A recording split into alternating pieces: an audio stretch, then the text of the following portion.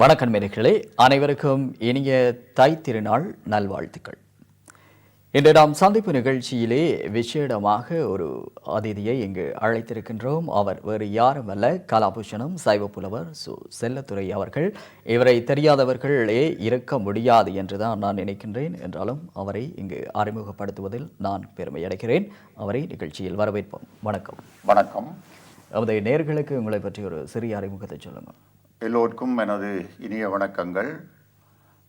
நான் சைவப்புலவர் செல்லத்துறை என்று சொல்வார்கள். கல்வி புலத்திலே ஆசிரியராக இருந்து பின்னர் அதிபராக பதவி உயர்வு பெற்று கடமை புரிந்து ஓய்வு பெற்று இப்பொழுது சைவ பணி, தமிழ் பணி, கலைப்பணிகளிலே ஈடுபட்டு வருகின்றேன். இவற்றிலே என்னோட ஒரு ஆத்ம திருப்திக்காக இவற்றை செய்து வருகின்றேன். சரி, நீங்கள் சைவத்துக்காக பல சேவைகளை செய்து வருகின்றீர்கள். பொதுவாக சைவத்திற்கு செய்வது என்பதே தமிழுக்கு ஆற்றும் சேவையாகத்தான் நாம் கருத வேண்டும். அதில் ஒரு சேவையாக இங்கு நான் எடுத்துக்கொண்டால் சைவ சித்தாந்த பயிற்சி மையத்தின் விரிவுரையாளராக இருக்கின்றீர்கள். அதை பற்றி எங்களுக்கு சொல்லுங்கள். திருவாவடுதுறை ஆதீனம் என்று சொல்லப்படுவது எங்களுடைய சைவத்திற்கு ஒரு மிக பிரதானமான ஒரு ஆதீனம். இந்த திருவாவடுதுறை ஆதீனம் சைவ சித்தாந்த அறிவை விருத்தி செய்ய வேண்டும் என்பதற்காக தமிழ்நாட்டிலும் ஈழத்திலும் சைவ சித்தாந்த பயிற்சி மையங்களை நடத்துகின்றார்கள். அதிலே கொழும்பிலே நடைபெறுகின்ற சைவ சித்தாந்த பயிற்சி மைய விரிவுரையாளர் ஆக நான் இருக்கின்றேன். திருமுறை பயிற்சி மையமும் அங்கே இயங்குகின்ற அதிலும் விரிவுரையாளராக இருக்கின்றேன். அங்கே ஏறக்குறைய 40 பேர் இந்த முறை பயிற்சி பெற்று இப்பொழுது நிறைவு செய்திருக்கின்றார்கள். அவர்களுக்கு பரீட்சை வைத்து தேறியவர்களுக்கு வருகிற 28ஆம் தேதி திருவாவடுதுறை ஆதீனத்திலே குருமகா சன்னிதானம் அவருடைய கரங்கள்னாலேயே சான்றிதழ்கள் வழங்கப்பட இருக்கின்றது. அது ஒரு ஆத்ம திருப்தி அளிக்கும் செயலாக எனக்கு இருக்கின்றது. இது தவிர சைவ புலவர் தேர்வுக்கான பரீட்சைகளை கூட நடத்தி வருகின்றீர்கள். அதை பற்றி சொல்லுங்கள்.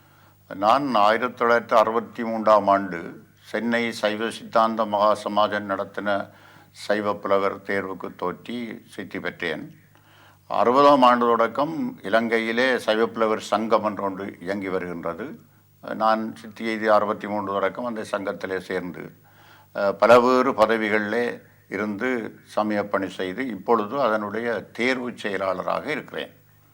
எங்களுடைய இந்த சைவ புலவர் பரீட்சை நடத்தி சான்றிதழ் வழங்குவதனுடைய நோக்கம் நல்ல சைவ வாழ்வு உடையவர்களாகவும், சைவ வாழ்வு என்று சொல்கிற பொழுது சமய தீட்சை பெற்று மது மாமிசத்தை விலக்கி நல்ல கடவுள் வழிபாடு உள்ளவர்களாக மற்றவர்களுக்கு முன்மாதிரியாக வாழ்ந்து காட்டுபவர்களாகவும் மற்ற சைவத்திலே புலமை உடையவர்களாகவும் எங்களுடைய சைவ சித்தாந்த சாஸ்திரங்கள் 12 திருமுறைகள் மற்றும் பெரிய புராணம், கந்த புராணம் போன்ற எங்களுடைய சைவ புராணங்கள் இவற்றிலே போதிய புலமை அறிவாளர்களாகவும் ஆக்களை உருவாக்க வேண்டும் என்பது எங்களுடைய பணி.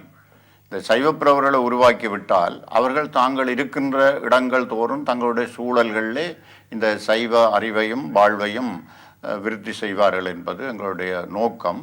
அது பெரும்பாலும் ஈடேறி இருக்கின்றது. ஐரோப்பிய நாடுகளில் கூட அண்மை காலங்களில் இந்த பரீட்சைகளை நடத்தி பல பேர் சித்தி எழுதி இருக்கின்றார்கள். நீங்கள் ஒரு சைவ புலவர். பொதுவாக ஒருவர் சைவ புலவராக வர வேண்டும் என்று அதற்கான காலடியை எடுத்து வைப்பதற்கு அவரிடம் அடிப்படை தகமைகள் என்ன இருக்க வேண்டும்? அடிப்படை தகமையாக முதல்ல இளம் சைவ புலவர் தேர்வுக்கு தோற்ற வேண்டும். அதற்கு விண்ணப்பிப்பவர்கள் ஏஎல்லிலே ஹிந்து கல்ச்சர் அல்லது சமயம் அத்துடன் தமிழும் சிறப்பு சித்தி பெற்றவர்களாக இருந்தால் இளம் சைவ புலவர்களுக்கு விண்ணப்பிக்கலாம். அதற்குரிய பாடத்திட்டத்தின்படி 5 பாடங்கள் இருக்கின்றன. சாத்திரம், தோத்திரம், உரைநடை, இலக்கணம், இப்படி 5 பாடங்களில் தோற்ற வேண்டும். இளஞ்சைவ புலவர் சித்தி எய்தினவர்கள் திரும்ப சைவ புலவர் தேர்வுக்கு விண்ணப்பிக்கலாம். இளஞ்சைவ புலவர் மட்டுமல்ல, பல்கலைக்கழக பட்டதாரிகள் அல்ல பயிற்றப்பட்ட ஆசிரியர்களாக இருப்பவர்களும் அதற்கு தோற்ற முடியும். அது 2 ஆண்டு கால பாடத்திட்டம். உண்மையிலே ஆர்வம் சைவ புலவராக வர வேண்டும் என்பது அந்த ஆர்வம் ஏலவெளில் ஹிந்து கல்ச்சர் படித்திருந்தால் தான் வர வேண்டும் என்று இல்லை. அப்படி இல்லாதவர்களுக்கும் ஆர்வம் இருக்கும். அப்படியானவர்களுக்கு இது ஒரு குறைபாடாக இருக்கும். அவர்கள் எப்படி அதை அதை சிறப்பாக நீங்கள் புலம்பெயர் இடத்திலிருந்து கேட்கின்றபடியால் சொல்லலாம். இங்கே சிவநெறி கழகம் என்று ஒரு கழகம் இயங்கி வருகின்றது. அவர்கள் சிவநெறி என்ற ஒரு தேர்வை நடத்துகின்றார்கள். அது இந்த பாலர் பிரிவு தொடக்கம் படிப்படியாக ஏஎல் வரை படிப்பவர்களுக்கு எல்லாம் பாடத்திட்டம் வகுத்து இந்த சிவநெறி என்ற ஒரு நூலை வெளியிட்டு அந்த நூலிலே பாலர் பிரிவு முதல் படிப்படியாக ஏஎல் வரை உள்ள பாடத்திட்டத்துக்கு அமைவாக அந்த நூல் இருக்கின்றது. இந்த சிவநெறி தேர்விலே ஏஎல்லுக்குரிய உயர் பிரிவுக்குரிய பரீட்சையிலே சித்தியவர்களும் இளஞ்ச விப்ளவருக்கு தோற்றலாம். ஏனென்றால் சமயத்திலே அடிப்படையான அறிவு இருந்தால்தான் மேல் பட்ட பரீட்சைக்கு தோற்ற முடியும். ஆகவே சைவ புலவர் ஆகுவதற்கு மாற்று வழிகளும் இருக்கின்றது என்பதை நீங்கள் சொல்லி இருக்கின்றீர்கள். இந்த பாடத்திட்டம் எவ்வளவு காலத்திற்கு தொடரும்? இந்த இளஞ்சைவ புலவர் 1 ஆண்டு பாடத்திட்டம், 1 ஆண்டு கால பயிற்சி. பின்னர் சைவ புலவராக வருவதற்கு திருப்தியாக கற்பதான 2 ஆண்டுகள் தேவைப்படும். ஒருவர் ஏஎல் தகமை உடைய ஒருவர் சைவ புலவராக என்றால் 3 ஆண்டு காலம் கற்க வேண்டும். தங்களிடம் உள்ள அறிவை வைத்து கொண்டு அரைகுறையாக சித்தி எதலாம் என்று நினைப்பது பொருத்தமில்லை. ஏனென்றால் இது பட்டத்துக்கு பேர் சைவ புலவர். சைவ வாழ்வு வாழ வேண்டும், சைவத்திலே புலமை உடையவர்களாக இருக்க வேண்டும், மற்றவர்கள் கேட்பதற்கெல்லாம் பதில் சொல்லக்கூடியதாக, மற்றவர்களை வகுப்புகள் நடத்தி உருவாக்கக்கூடியவர்களாக இருக்க வேண்டும். அதனுடையால் மொத்தத்திலே 3 ஆண்டு கால பாடத்திட்டமாக இது இருக்கும். நாம் தமிழர்கள் உண்மையிலே நன்றி உணர்வு உடையவர்களாக இருக்கின்றோம். அதனை வெளிப்படுத்தும் வகையில் தைப்பொங்கலை கூட நாம் கொண்டாடி வருகின்றோம். அந்த வகையில் தைப்பொங்கல் பற்றி அனைவருக்கும் பரந்த அறிவு சற்று குறைவாகவே இருக்கிறது. அதை பற்றி ஒரு விளக்கம். மிக பொருத்தமான விஷயம். இந்த உலகத்திலே வாழ்கின்ற மனித இனம் விலங்குகளுக்கு கூட நன்றி உணர்வுதான் உயிரோட்டமானது. இந்த மனிதர்கள் எல்லாரும் நன்றி உள்ளவர்களாக இருக்க வேண்டும் என்பதை எடுத்து காட்டுகின்ற ஒரு பண்டிகை தான் தைப்பொங்கல் விழா. இந்த சூரியனுடைய வெயிலாலும் மழையினால், சூரியன் வெயில் மூலமாக தருகின்ற மழையின் மூலமாகத்தான் இந்த உலகம் வாழ்ந்து கொண்டு இருக்கின்றது. நாங்கள் உண்டி கொடுத்தோர் உயிர் கொடுத்தோர் என்று நமது முன்னோர்கள் சொல்லி வைத்திருக்கிறார்கள். எங்களுடைய உணவு நெல் விளைகின்றது சூரியன் தருகின்ற அந்த வெயிலாலும் மாறினாலும் தான்.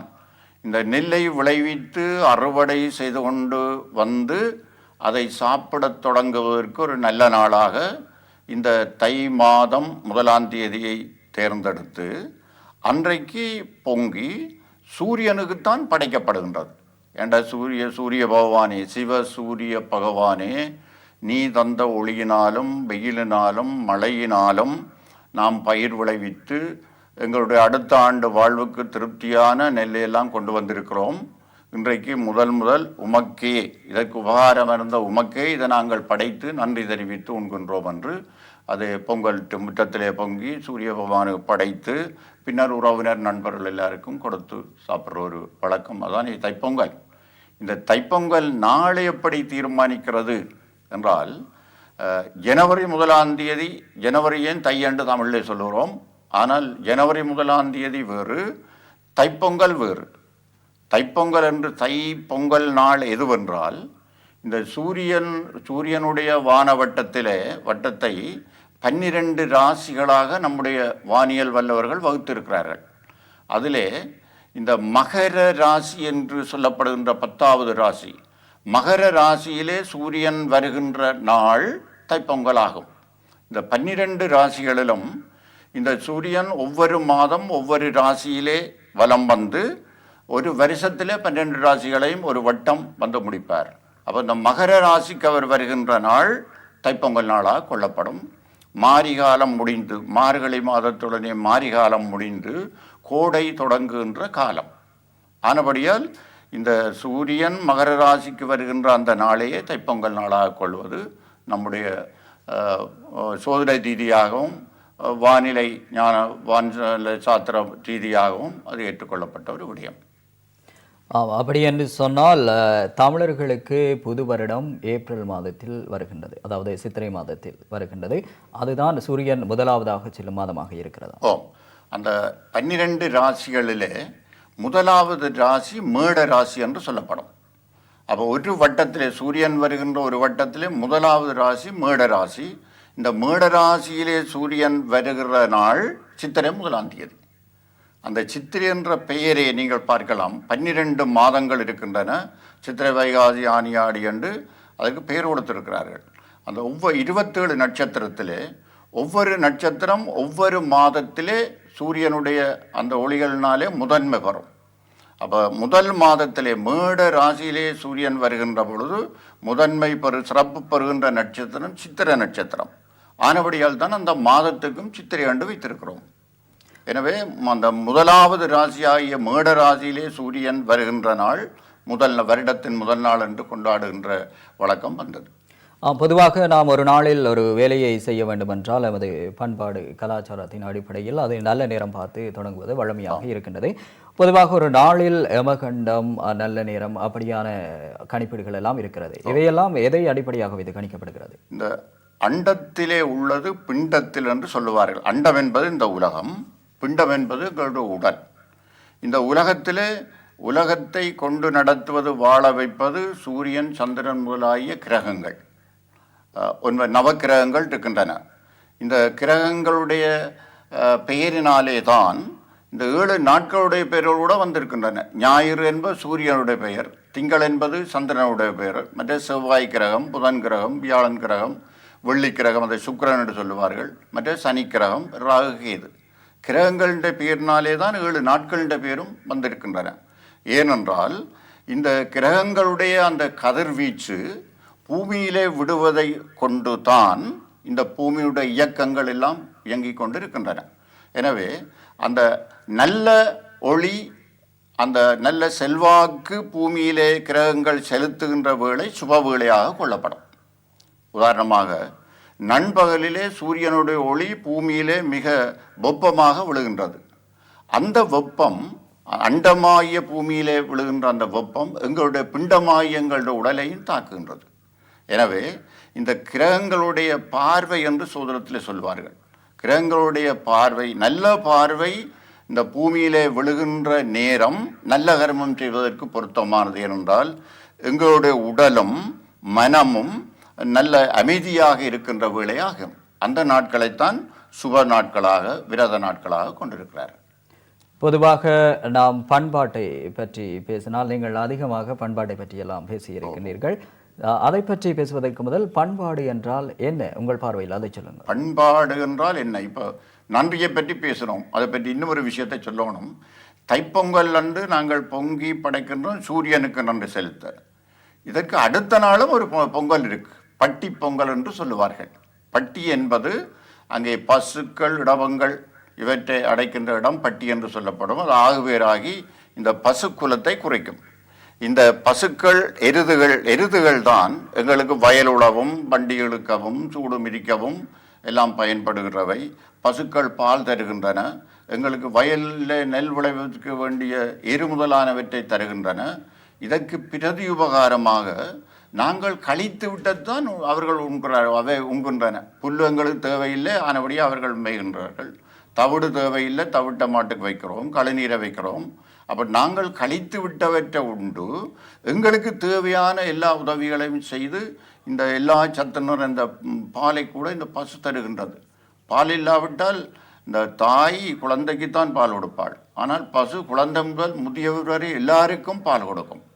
அந்த நன்றி, நெல் விளைவதற்கு உபகாரமாக சூரியன் இருந்தது போல அதற்கு உபகாரமாக இருந்த இந்த மாடுகளுக்கும் நன்றி செலுத்துகின்ற வகையிலே தான் பட்டியிலே அன்றைய பொங்கல் அவற்றுக்கெல்லாம் குளிப்பாட்டி மாலை மரியாதை எல்லாம் செய்து தீபம் காட்டி பொங்கி படைத்து அந்த படையிலே அவற்றுக்கே வைக்கிறதும் இது ஒரு பண்பாடு.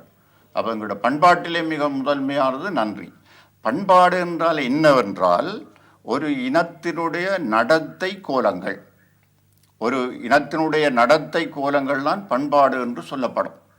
அதில் எல்லாரும் விழிப்பாக இருக்க வேண்டும். ஏனென்றால் எங்களுடைய நடத்தை கோலங்கள்தான் எங்கள் அடுத்த தலைமுறைக்கு கடத்தப்படுகின்றது. இதனைத்தான் மரபு என்று சொல்லுவார்கள். அப்போ எங்களுடைய உடையிலே, எங்களுடைய உணவிலே, நாங்கள் வாழ்கின்ற வீட்டிலே, நாங்கள் செய்கின்ற பண்டிகைகள் முதலாகிய விழாக்களிலே, வழிபாட்டிலே எல்லாம் நாங்கள் இந்த நடத்தை கோலங்களை காண்கின்றோம். அப்போ பண்பாடு என்று சொன்ன சில பேர் சொல்லுவார்கள் எங்களுடைய பொதுவான நடத்தைகள் என்று. இல்லை, சிறந்த நடத்தைகளைத்தான் பண்பாடு என்று சொல்லுவோம். ஏனென்றால் தண்ணீர் தாருங்கள் குடிப்பதற்கென்று கேட்டால் சுத்தமான நீரைத்தான் தருவீர்கள். குளத்திலையும் இருக்கு, தெருவிலையும் இருக்கு, அழுக்கு நீரும் இருக்கு. அவற்றை தண்ணீர் என்றால் நன்னீரையே குறிக்கும். அதே போல பண்பாடு என்றால் நல்ல செயல்கள், நல்ல நடத்தைகளையே குறிக்கும். அது ஒவ்வொரு இனத்துக்கும் சில சில வித்தியாசங்கள் இருக்கும். ஆனால் பண்பாடு என்று சொல்கின்ற பொழுது நல்ல நடத்தைகளாகவே இருக்கும். ஆம், அறிவின் ஊற்றாகத்தான் நீங்கள் இருக்கின்றீர்கள், நாங்கள் அப்படித்தான் பார்க்கிறோம். அந்த நீங்கள் பொதுவாக விகடமாக சொல்லும் சில பேச்சுக்களில் கூட ஆழமான கருத்துக்கள் இருப்பதை நாம் காணக்கூடியதாக இருக்கின்றது. அதில் இந்த இடத்தில் நான் ஒன்றை அதை சார்பாக சரியாக சொல்கிறேனோ தெரியவில்லை. நீங்கள் சொல்லியிருந்தீர்கள், உனது மனைவிக்கு தாலி கட்டியது யார் என்று. உண்மையிலே இது விகடமான ஒரு பேச்சாக இருந்தாலும் இதன் பின்னணியில் பல விடயங்கள் புதைந்திருக்கின்றன. உங்கள் பார்வையிலிருந்து அதை பற்றி விளங்கப்படுத்து. நாங்கள் இப்போ பண்பாட்டை தொடர்ந்து சிந்திக்கிறபடினாலே எங்களில் ஒரு குறைபாடு இருக்கின்ற என்னென்றால் மற்றவர்கள் செய்கிறதை பார்த்து செய்கிறது. இது ஏன் இப்படி செய்கின்றார் இவர், இது உண்மையிலே எப்படி செய்ய வேண்டும், இதனுடைய பலாபலன் என்ன என்பவற்றை என்று சிந்திக்காமல் மற்றவர் செய்யதை பார்த்தே செய்கின்றோம். அப்போ இதை நான் சிந்திக்காமல் செய்கின்ற செயல்கள் என்ற வகையில் சிந்தித்து பண்பாட்டு கோலங்கள் ஒரு சின்ன நூலும் வெளியிட்டிருக்கிறேன். அப்போ நாங்கள் எந்த கருமத்தை செய்தாலும் இதை ஏன் செய்கிறோம், இதனுடைய பலாபலன் என்ன, இதை எவ்விதம் அழகாக செய்யலாம், எல்லாரும் ஏற்றுக்கொள்ளக்கூடியவற்றை மாதிரி செய்யலாம் என்ற அந்த சிந்தனை அடிப்படையிலே இந்த பண்பாட்டு கோலங்கள ஒரு நூலையும் வெளியிட்டிருக்கிறேன். உண்மையிலே தாலியை தூக்கி கொடுப்பது மட்டும்தான் அந்த மாப்பிள்ளையின்